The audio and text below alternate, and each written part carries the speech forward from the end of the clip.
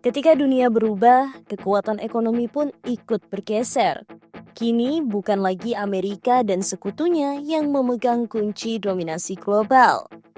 Menurut Presiden Rusia, Vladimir Putin, kekuatan gabungan BRICS telah melampaui G7, kelompok negara-negara paling maju di dunia yang selama ini mendominasi sistem global. Apakah ini awal dari sistem ekonomi multipolar? Apakah G7 benar-benar sudah kehilangan pengaruhnya? Sebelum masuk ke data dan klaim mengejutkan, mari kita bahas dulu apa itu BRICS dan G7.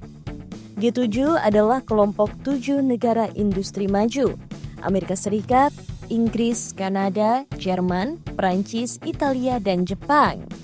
Mereka adalah kekuatan ekonomi tradisional yang memimpin tatanan global pasca Perang Dunia II. Sementara itu, BRICS terdiri dari Brazil, Rusia, India, Cina, dan Afrika Selatan. Dan kini telah diperluas dengan masuknya Mesir, Ethiopia, Uni Emirat Arab, dan Indonesia. Kelompok ini mewakili negara-negara dengan pertumbuhan pesat dan populasi besar, dengan fokus pada kerjasama selatan global.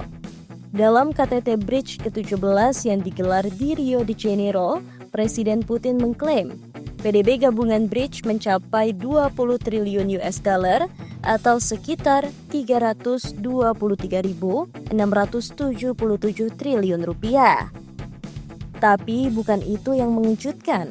Menurut data IMF 2025, jika dihitung dengan paritas daya beli, angka PDB gabungan BRICS mencapai 77 triliun US dollar, jauh melampaui G7 yang hanya 57 triliun US dollar.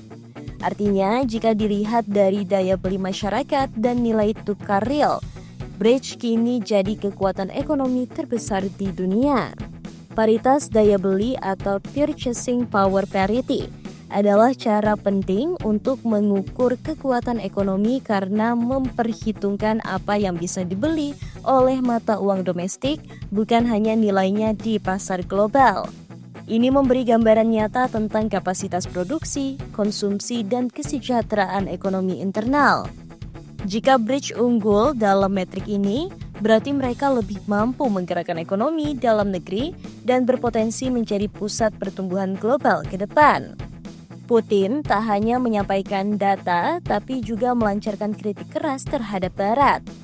Dia menyebut G7 sebagai warisan dari sistem unipolar yang sudah usang, bahkan menudingnya sebagai bentuk baru dari neokolonialisme ekonomi. Sistem satu kutub yang melayani kepentingan miliaran emas sedang runtuh, kata Putin. Istilah miliaran emas merujuk pada negara-negara kaya yang menurut Putin mendominasi sumber daya dan kebijakan global untuk keuntungan sendiri. Putin menegaskan bahwa BRICS kini mewakili kepentingan mayoritas global, bukan elit barat. Satu lagi, gebrakan BRICS adalah upaya untuk mengurangi ketergantungan pada dolar Amerika Serikat. Negara-negara anggota mulai mendorong perdagangan antar blok dengan menggunakan mata uang nasional, bukan dolar atau euro. Ini adalah langkah strategis besar, karena jika berhasil, akan meruntuhkan dominasi dolar dalam perdagangan internasional.